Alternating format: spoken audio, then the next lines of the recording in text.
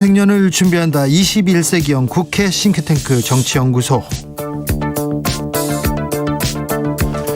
정치권에 보내는 비대면 정치 컨설팅, 오늘도 뜨겁게 분석해 보겠습니다. 이택수 리얼미터 대표, 어서 오세요. 안녕하세요. 이강윤 한국사회여론연구소 소장.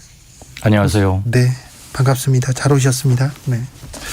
여러분께서는 지금 버퍼링 전문 방송, 네, 주진우 라이브를 듣고 있습니다. 네. 9510님께서 기쁜 뉴스입니다. 제가 방금 밥을 맛있게 먹었습니다. 네. 기쁜 뉴스가 없어요. 대선이 100일 앞으로 다가오면서요, 정치권이 뜨겁고요, 서로 비방하고 또 말 많이 나오고요. 무슨 얘기까지 나왔냐면 포르노 배우까지 나왔으니 정말 부끄러워요, 정치권이. 여러분께서는 어떤 단어가 이번 주에 가장 기억에 남았습니까? 어떤 뉴스가 가장 좀 영향을 미쳤을까요? 이강윤 소장님. 영향까지는 모르겠는데 굉장히 기억에 남았던 거 주접입니다. 주접 단어. 네. 네. 그렇기도 하네요. 네. 좀 좋은 단어는 아닙니다. 예. 이택수 대표께서는요? 저도 같은 단어를 생각을 했었거든요. 네. 그만큼 이 단어가 주는 그 영향력, 네. 파장이 클 것 같아서. 그래요? 네. 그러니까 주접. 예. 윤석열 후보와 김종인 늪에 빠진 윤석열 후보, 그 선대의 구성을 두고 조금 지지부진하고 또 조금 불협화음이 나온 게 지지율에 영향이 좀 있었습니까? 충분히 있다고 생각합니다. 이미 일부 데이터에서 확인이 되기도 하고요. 예? 이것은 앞으로도 자칫 이런 게 깨끗하게 정리가 안 되면 언제라도 후유증이 갈 것 같은데요. 네. 일단 피로도가 너무 심합니다. 네. 그다음에 국민들이 우리가 진짜로 원하는 거, 여야를 떠나서, 네. 지금 정권 교체 여론이 조금 더 나오니까 아무래도 국힘을 바라보는 사람들의 눈도 좀 많겠죠. 네. 정치 불신, 외면, 염증, 이런 것까지 불러올 수 있다고 생각하고요. 우리가 진짜로 원하고 가렵게 생각하고 바라는 게 뭔지 도대체 왜들 그러느냐. 지금 거론되는 김아무개 등등등 삼김. 예. 그리고 누구를 어디 앉히고 이런 것들이 우리와 무슨 관계가 있으며 그들이 과연 국민의 신망을 받고 있고 카리스마가 있고 표 흡인력이 있다고 생각하느냐라고들 많이 물으시는 것처럼 저는 들려요. 국민들은 별로 관심이 없거든요. 없어요. 자리 다툼한다고 보거든요. 그건 민주당 선대위에 누가 가느냐도 비슷합니다. 네네. 그 사정은. 네. 네.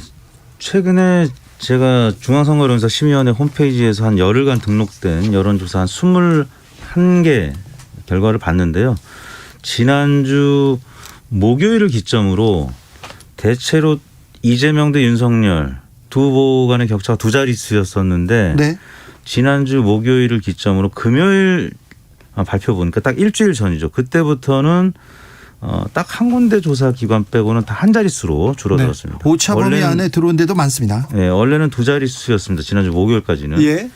그러니까 11월 5일 날 윤석열 후보가 국민의힘 경선에서 승리한 다음에 딱 2주일 동안은 컨벤션 효과, 네. 윤벤션이라고 일컬어지는, 그래서 두 자릿수 이상 조사가 많았었는데 이제는 한 군데 빼고는 다 한 자릿수다.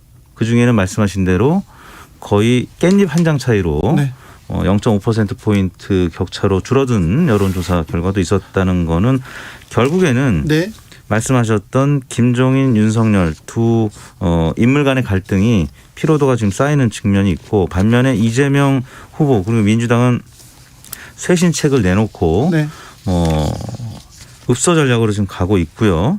그리고 실제 쇄신되는 모습들이 지금 나타나고 있죠. 그리고 대장동도 특검 수용 의사를 후보가 직접 밝혔고, 네.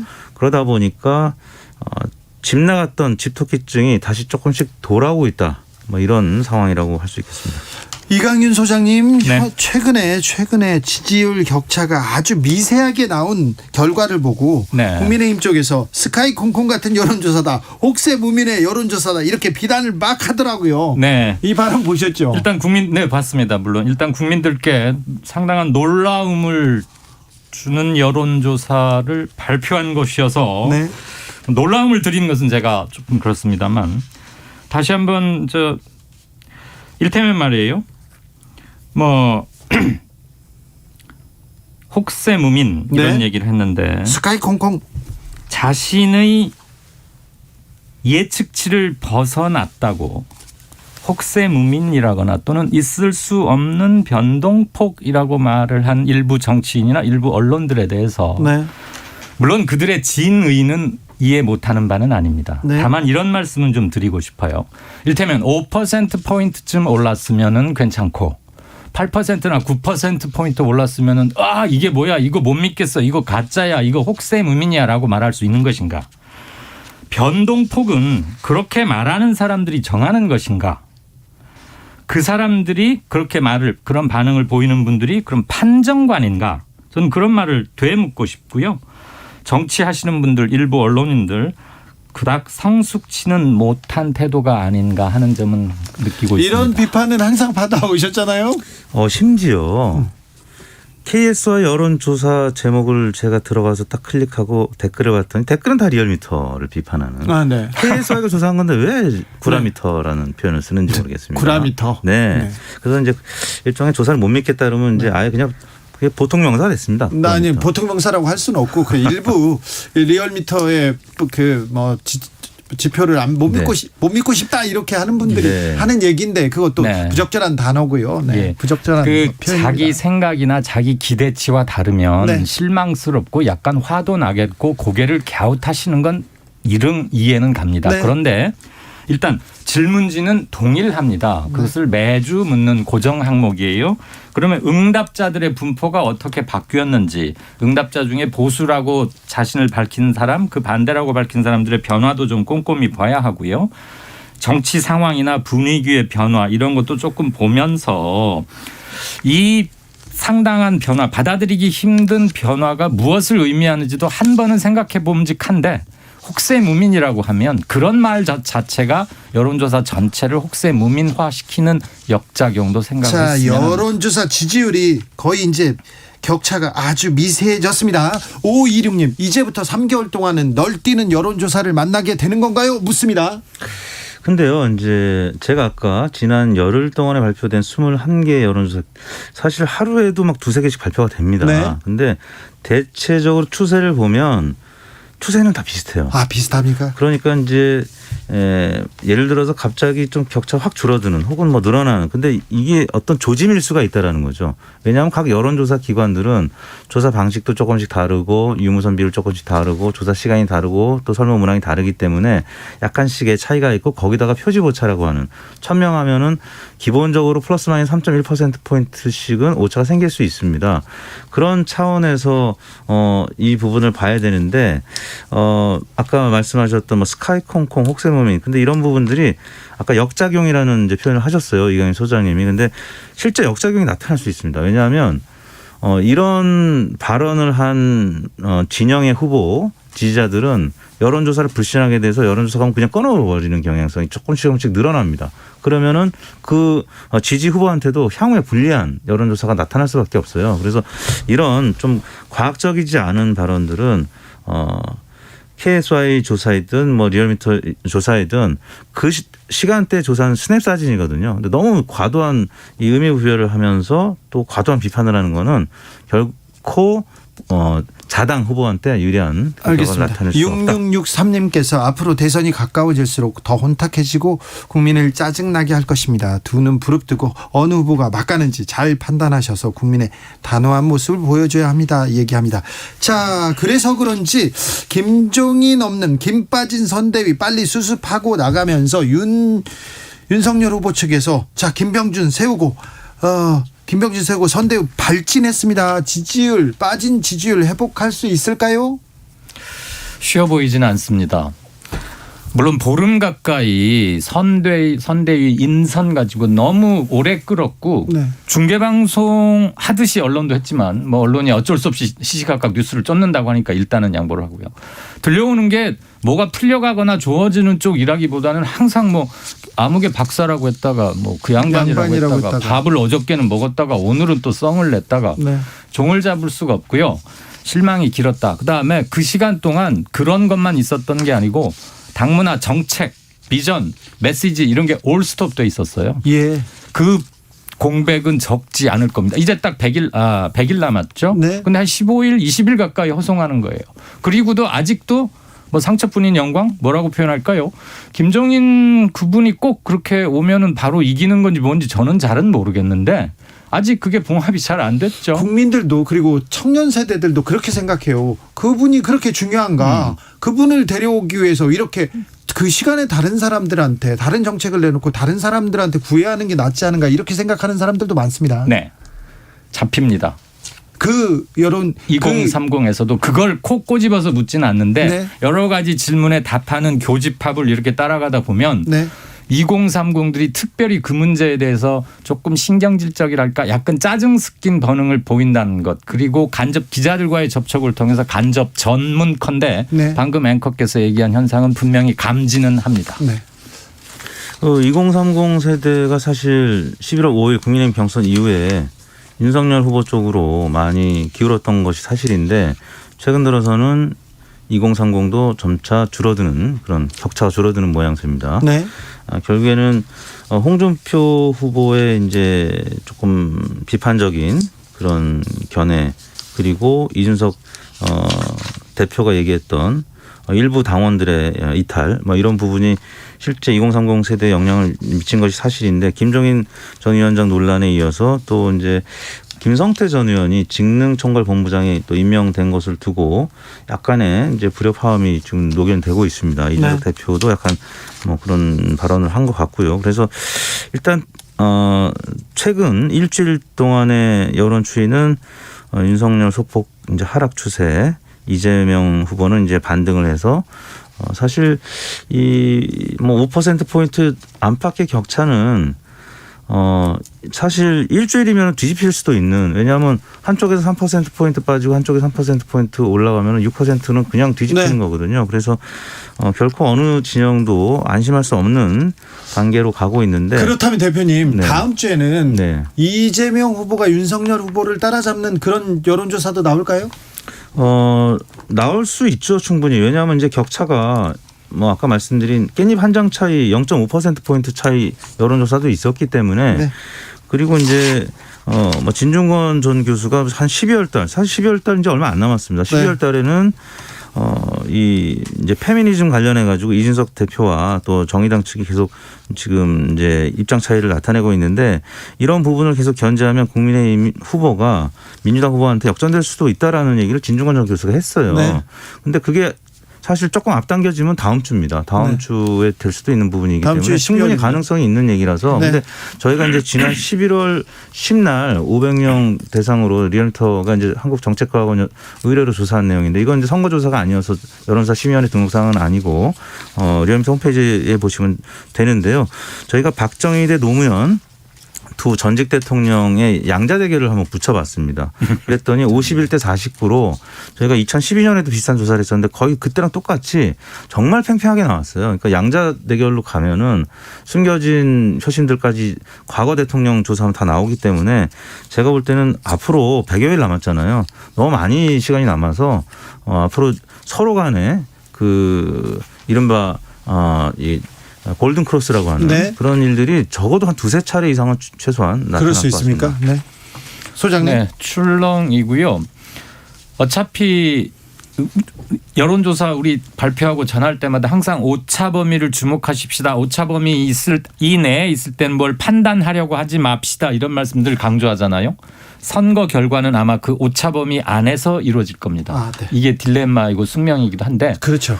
양쪽으로 최대한 결집 효과가 일어나되 결집시키는 강도는 이재명 후보가 조금 더 강할 것으로 보입니다. 네. 즉 잠재적 보수층들이 윤석열 후보에게 얼마만큼 별 이탈 없이 모일 수 있느냐 이 지점에서 일단 윤 후보가 보수권의 뭐랄까요 뭐 적통 내지는 계속 그쪽에서 있어 왔던 사람은 아니고 일종의 비주류 출신이고 갑자기 툭 튀어나온 것이긴 해요. 물론 그를 전면에 내세워서 정권을 교체해보자는 심리가 여전히 반을 넘고 있다는 것은 충분히 인지하고 있습니다만 윤석열 후보가 자신의 잠재적 지지자까지 한꺼번에 총결집시킬 수 있는 힘은 그닥 강하지 않다. 저는 어떻게 그 근거로 정권 교체 심리는 일단 과반인 것이나 윤 후보의 지지율이 40% 초반 중반을 넘지 못하고 있는 것 중에 하나는 분노 심리, 심판 심리만 가지고는 대선을 이끌어가기는 힘들고 네. 컨텐츠나 정책, 비전 이런 내용을 이제는 내놔야 되는데 내용을 내놔야 되는데 지금 김종인 수렁에 지금 빠져 있어요. 그리고 설령 김종인과 스무스하게 결혼을 했다 쳐도 예. 그게 곧 내용은 아닙니다. 네. 그래서 이 점은 그리고 단기간에 그건 고액 초속성 과외로 해결될 수 있는 문제도 아닐 것 같고요. 그래서 조금 표의 확장성에 문제가 있지 않을까. 네, 그러는 사이 이제 MBS가 이 여론사 기관 4개사가 이제 매주 조사하잖아요. 국정 안정론이냐 정권 심판론이냐 이거 매주 하고 있는데 이 정권 심판론이 50%대 이하로 내려가고 또 국정 안정론은 30%대에서 40%대로 이제 올라가면서 이 역시 오차범위 이제 사정권으로 네, 많이 줄었습니다. 네. 그래서 그 우리가 이른바 회고적 투표냐 전망적 투표냐 이렇게 얘기하잖아요. 선거를 네. 함에 있어서 여당 후보 입장에서는 이제 회고적 투표에서 전망적 투표로 가급적이면은 이슈 전환을 해야 되는 건데 지금 이재명 후보는 그 구도보다는 인물론으로 네. 이제 머리 염색도 하고 지금 많은 변화를 꽤 시도하고 있고 이재명의 민주당으로 이제 많이 인적 구성도 좀 변화가 되고 있습니다. 근데 국민의힘 같은 경우는 아직도 좀 회고적 투표에 기대려고 하는 물론 네. 구도에 좀 많이 신경을 쓰는 그런 캠페인을 계속 하고 있다 보니까 김종인 늪에도 빠진 것 같고 빨리 국면 전환을 해서 이 전망적 투표 뭔가 비전을 제시하고 이런 부분이 굉장히 좀 시급히 다가오고 있다 이렇게 봐야 될 것 같습니다. 7874님께서 이거 작전입니다. 시간 끌면서 이슈몰이 길게 하다가 김종인 윤석열로 들어갑니다. 이렇게 합니다. 김종인 전 위원장 윤석열 후보한테 갈까요? 말까요? 어느 가능성이 높습니까? 저는 이제 예를 들어서 이재명 후보가 골든크로스 한다. 네. 다음 주나 다다음 주에 네. 한다. 그러면 바로 다시 또 찾아갈 겁니다. 그래요? 김종인 위원장을 김재원 최고위원이든지 주호영 주호영 의원이든지 아마 여러 번 찾아가서 모시고 올 겁니다. 그럼 골든크로스를 못하고 지금 이 상황이 계속되면요? 이번에 김종인 전 비대위원장의 고집이나 특이한 스타일은 익히 꽤 알려진 바인데 네. 이번에 덤으로 확인한 게 윤석열 후보도 막강한 만만치 않아요. 쇠고집이더라 네. 이거잖아요. 일단 버스는 문은 열고 출발을 했어요. 네. 이른바 개문 발차. 네. 김종인 전 비대위원장은 득표 요인이라기보다는 위기관리 요인일 거예요. 안에 일사불란하게 움직이게 하는 것, 그다음에 엄청난 실언을 했거나 뭐 지지율이 빠질 때 긴급 투입된 이런 요소인데 그 점도 있고요. 네. 김종인 위원장은 거두지 않으면요 바깥에 나가면 위기를 발생시키는 요인이 되지 않습니까? 그 입으로 놔두면. 네. 그렇죠. 그래서 저는 아까 뭐 골든크로스 이런 게 없다면 이 상태가 계속 간다면 누가 수그리고 들어가서 와주십시오. 이거 안 할 것 같고 없이 합류하지 않은 채 갈 수도 있겠다. 네. 알겠습니다. 박경희님께서 100일 후에 진짜 여론조사 할 건데 왜 100일 동안 가짜 여론조사를 해야 하나요? 한 달에 한 번씩만 합시다. 시도 때도 없이 걸려오는 여론조사 전화 정말 피곤합니다. 이렇게 얘기합니다. 박보영님께서는 선대위 하나 꾸리는데 이리도 시간이 걸리고 그것도 불화로 3기마저 깨졌어요. 이런 분이 어렵고 복잡한 국정 운영을 어떻게 한다는 건지 몹시 의구심이 듭니다. 이렇게 얘기하셨고요. 8372님께서 홍준표 버리고 김종인 버리고도 정권교체는 됩니다. 두고 보십시오 얘기합니다. 홍준표 버리고 김종인 버리고 정권교체는 됩니까? 이택수 대표님? 될 수도 있지만 가능성이 조금씩 줄어든다는 거죠. 그러니까 불안하니까 네. 윤석열 후보 본인도 그저께인가요? 직접 찾아갔죠. 만남을 이제 했던 거고 네. 점점 좀 득표력이 있는 그러니까 이제 공연으로 치면 티켓 파워가 있는 이런 네. 분들 사실 그런 분들이 홍준표 아니면 김종인이죠. 물론 이제 좀 구시대 인물이다 이런 부정적인 평가도 있겠습니다만 실제 최근 선거에 있어서는 꽤 수요가 있는 분들이거든요. 근데 네. 이런 분들이 만약 합류하지 않는다 말씀하신 대로 합류 안 했을 때 또 SNS를 통해서 혹은 기자들과의 인터뷰를 통해서 삐딱선을 타잖아요. 그렇죠. 그러면 그게 이제 지지율에 악영향을 미친다는 거죠. 이택수 대표 오늘 계속 전문 용어 쏟아댑니다. 여론조사 전문가답게 깻잎 한 장 차이 삐딱선 계속 나오고 있습니다. 저는 오히려 좀 한 가지 여쭤보고 싶어요. 네. 생각이 다르다는 게 아니고. 자, 홍준표를 잡으면 홍준표를 지지했던 사람들도 과연 올까요? 대중은 그렇게 수동적인 존재일까요? 그렇지만은 않을 거예요. 이거를 청취자분들께 여쭙고 싶습니다. 네. 또 여기서 질문까지 하세요. 네, 알겠습니다. 방송 중에도 설문조사를 하네요. 무상심심님께서 그러게요. 무상심심님께서 개무발차는 10대 중대 사고예요 얘기합니다. 2565님께서 최근 여론조사는요 지지 정당자를 같이 소개하니까 결국 어느 정당 지지자가 적극적으로 참가했는지 결정하는 걸 보니까 국민의 의향은 좀 아닌 것도 같고요. 헷갈려요 하는데 뭐 이런 지적도 있을 수 있습니다. 3185님께서는요. 이재명 후보는 특별한 이슈도 없는데 막상 막하라는 거 믿을 수가 없어요. 이재명 후보가 득표를 한 겁니까?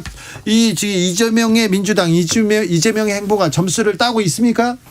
이재명 후보 이제 본인 혹은 민주당 그리고 선대위 차원에서의 노력도 있었고요. 네. 그다음에 문재인 대통령 국정수행 평가가 최근 한 2, 3주 동안 또 올라갔죠. 좋지 않았다가 다시 반등을 하고 있잖아요.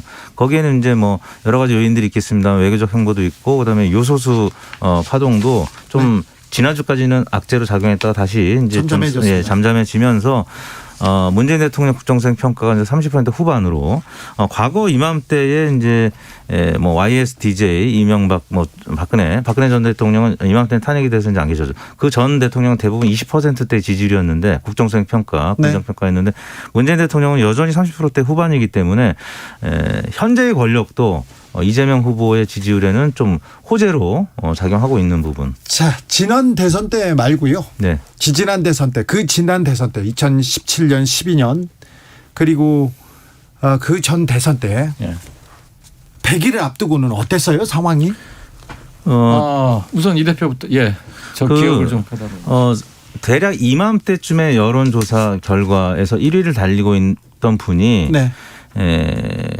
87년 직선제 이후에 이제 92년도부터 실제 여론조사가 있었습니다. 87년도에는 100일 이전엔 여론조사가 없었고 그때 6.29 선언 때문에 갑자기 이제 선거를 치렀기 때문에 그래서 그때부터 보면은 노무현 전 대통령만 열세 후보였다가 당선이 됐고 나머지는 이맘때 1위를 달리고 있던 후보들이 대부분 당선이 됐습니다. 네. 6전 5승 1패입니다. 네. 그리고 다만 또 이재명 후보한테도 이제 호재인 것은 먼저 뽑힌 후보가 70전 6승 1패예요. 네. 문재인 대통령만 나중에 선출이 됐습니다. 각 당 경선에서. 그러네요. 근데 문재인 대통령은 나중에 뽑혔는데도 유일하게 당선된 분. 그래서 이재명 후보는 경선을 먼저 치르고 선출됐다는 점에서는 좀 승산이 있는 거고 지금 여론이 조금 좋지 않은 점은 조금 승산이 적은 건데 문제는 2017년 대선하고 지금은 또 2012년 2007년 대선하고는 너무 이제 다른 양상이다. 왜냐하면 오프라인 캠페인이 지금은 어려워졌고 코로나 때문에 그렇죠. 근데 SNS라든지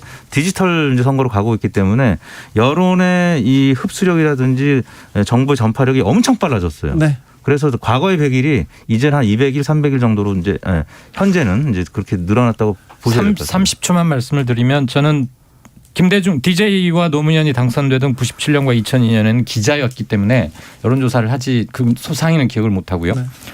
2007년 이명박 정동영 당시에는 이명박 후보가 처음부터 끝까지 시종일관 굉장히 큰 표를 앞섰고 큰 폭으로 앞섰죠. 네, 2012년 박근혜 문재인 후보가 붙었을 때는 문재인 후보가 선거전 기간 동안 계속 쫓아가면서 이른바 깜깜이 기간에 골든 크로스가 발생했다는 얘기가 확 퍼질 정도로 근접하게 쫓아가는 그렇지만 D-100일 앞두고는 박근혜 후보가 앞서 있었던 건 맞고요. 2017년 문재인 후보 당선은 다들 기억 아직 생생히 하실 터이니까 그때 문재인 후보가 계속 앞서 있었고 D-100일은 그 정도로 적용됩니다. 알겠습니다. 8977님 내일 주가도 예측 못하는데 누가 내년 대통령을 어떻게 맞춰요? 얘기합니다. 네. 7617님께서 국힘 캠프 화제거리라도 있지 민주당 캠프는 너무 조용합니다. 일 안 하나요? 이렇게 얘기했고요. 남하은님께서는 이재명 후보 머리색 달라진다고 사람 달라지나요? 은발이 더 나은 것 같은데 검은 머리 답답해 보여. 검은 머리가 또 좋다는 분들도 많습니다. 저희 아버지는 검은 머리가 좋다고 합니다. 3007님께서 여론조사 보면 허경영 후보 지지율 시사하는 바가 큽니다. 얘기하는데 허경영 후보 만났더니 내가 안철수도 제3 후보들 다 따라잡았어 이렇게 얘기하더라고요. 예, 어제 아시아 무슨 리서치인가는 죄송합니다. 그 회사 프레임을 기억을 못해서 아시아 리서치 앤 컨설팅. 거기 허경영 후보가 4.7%로 나왔더라고요. 네, 안상수 아무튼 안철수도 이겼는데 퍼센트는 잘 모르겠고 3위로 올라왔습니다. 네, 그런데 허경영 후보를 넣은 그 뭐랄까요 용기라고 할까요 아니면 좀 깜짝 승리로 모르겠는데 여론조사에 안 잡혔죠 그동안. 그렇죠. 아예 넣지를 않았으니까. 네. 그런데 뭐 의미 있게 봐야 예전의 득표력을 보면 1.5% 정도는 얻었던 것 같긴 해요. 최대치가. 만약에 대선에서 허경영 후보가 네. 1, 2%, 몇 퍼센트, 2, 3%를 얻었을 때 누가 유리한 겁니까? 어떤 후보가 불리해집니까? 아무래도 보수권 후보가 불리하지 않겠습니까? 보수권 후보가요? 네. 1%든 3%든 뭐 1%는 큰 게 뭐 미미하긴 하겠지만 만약에 한 3%를 얻는다면 아무래도 보수 쪽 표를 잠식할 가능성이 저는 훨씬 높다고 봅니다. 알겠습니다. 아까 이 소장님께서 말씀하신 여론조사는 여론조사 전문기관 아세아 리서치 앤 컨설팅이 지난 24일 전국 만 18세 남녀 1,018명을 대상으로 조사했습니다. 표본 오차는 95% 신뢰 구간에 플러스 마이너스 3.1%고요. 응답률은 5.2%였습니다. 자세한 내용은 중앙선거 여론조사 심의위원회 홈페이지를 참조하면 됩니다. 허경영 후보 내일 주진우 라이브 스페셜에서 만나실 수 있습니다. 마지막 질문 갑니다. 2014님께서 후보자들 부인들이 지금 지지율에 영향을 미치지는 않을까요? 얘기하는데 지금 관심이 많습니다. 굉장히 중요한 요인이 될 거라고 봅니다. 저는 앞으로 남은 후보 본인의 대단히 비상식적인 언행. 네. 그냥 말을 하다 보면 나올 수 있는 실언 말고 비상식적 언행. 두 번째로 아내나 가족, 아주 가까운 가족의 리스크. 세 번째로 TV 토론 정도를 보고 있는데요. 일어날 가능성은 두 번째 말씀드린 아내나 매우 가까운 가족에서의 어떤 리스크. 그중에는 예견된 리스크도 있고 뭘 얘기하다가 또는 조사하다가 갑자기 툭 튀어나온 것도 함께 딸려 나올 수 있는 그 점에서는 굉장히 변동폭을 가져올 수 있겠다 하는 생각이 듭니다. 우선 수사 중인 사안도 있고요. 네. 이재명 후보 이제 부인에 대해서는 과거 경기도지사 선거도 치르고해서 이제 많이들 알려져 있습니다. 그런데 윤석열 후보 부인은 사실 국민들이 잘 모르죠. 그냥 사진 정도 본 부분이기 때문에 그 사진 강렬해 가지고요. 네, 그래서 워낙 많이 집중이 될 수밖에 없고요. 과거 이제 뭐 이명박 대통령이라든지 그러니까 배우자가 있는 후보들 뭐 문재인 대통령도 마찬가지고 부인에 대해서 그 이전에 많이 실제 목소리도 들어봤고 알려져 있었는데 윤석열 부인은 정말 거의 베일에 가려져 있던 분이기 때문에 그 신비주의 전략 때문에 그런지 더 많이 관심을 갖고 네, 있어요. 그래서 아마 실제 무대 위로 등장하면 엄청난 스포트라이트를 받을 수밖에 없고 그 과정에서 긍정적인 요인도 있을 수가 있는데 말씀하신 대로 혹시나 이제 실언을 한다라고 하면 부정적인 요인으로 작용할 수가 있기 때문에 특히 남성들의 윤석열 후보 지지율이 여성들보다 좀 높거든요. 그러니까 여성들의 적은 여성이라고 사실 여성들의 여성 유권자들한테 굉장히 큰 영향을 미칠 가능성이 높다고 봅니다. 여성 유권자한테. 네. 강보현님께서 정치의 본질은 갈등의 조정인데 지금 현실은 정치가 갈등을 조장하는 것 같아요. 맞는 말입니다. 그런데요, 김건희 씨 계속 안 나타나고 윤석열 후보가 배우자 동행 없이 선거운동을 이렇게 치를 가능성도 좀 있지 않겠습니까? 결국은 나타날 수밖에 없고요. 부인이 배우자가 있는데 끝까지 안 나타나면 그거야말로 의혹을 증폭시키는 것이고 가급적 늦추고 싶은 마음은 짐작은 하겠는데 그렇게는 선거전 치르지 못할 거라고 봅니다. 국회의원 선거나 지방선거 같으면 모르겠는데요. 대통령 부인은 영부인이고 퍼스트 레이디이기 때문에 우리 국민들의 유권자들의 선택에 굉장히 중요한 판단 근거가 됩니다. 대통령 선거는 그렇습니다. 그렇기 때문에 등장을 안 할 수가 없고 12월 달로 이제 예상되는 등장 시기에 어느 부분 못지않게 큰 영향을 미칠 요인이 아닐까. 그래서 국민의힘 내부에서 조금 이제 처음 등장하는 거기 때문에 기대 요인도 있겠지만 불안 요인이 조금 더 커 보이는 것처럼 느껴지고 있습니다. 그 준비 잘하고 있겠죠? 그렇겠죠. 네. 그 부인 말고 변수가 될 만한 요인 하나씩 더 짚어주십시오. 뭐 이제 TV 토론이 조금 이제 1월부터 본격화되겠지만 그래도 이제 TV 토론을 하게 되면 아주 큰 영향을 좀 미치지 않을까. 당내 경선은 이제 그 예비 라운드였고 이제 이재명 대 윤석열 두 후보 간의 TV 토론이 제가 볼 때는 어느 때보다도 TV 토론의 영향이 원래 크지 않은데 이번엔 조금 많은 영향을 미치지 않을까 싶습니다. 저는 비상식적 언행. 만약에 한다면 앞으로 남은 기간이 길지 않기 때문에 그걸 수습하거나 대중들의 머리에서 잊혀지기를 기다릴 시간이 없습니다. 저는 조수진 의원의 비상식적 언행에 대해서 너무 놀라가지고요. 윤석열 후보와 이재명 후보 부인 그리고 TV토론 비상식적 언행. 저 후보 본인뿐만 아니라 당 소속 의원들의 발언도 굉장히 중요하죠. 그렇죠. 네. 앞으로 어떤 지지율의 변화가 있고 변수가 생길지 또 짚어보겠습니다. 지금까지 정치연구소 이택수 대표, 이강윤 소장이었습니다. 두 분 감사합니다. 네, 고맙습니다. 저는 잠시 숨 좀 돌렸다가 6시에 2부로 이어가겠습니다.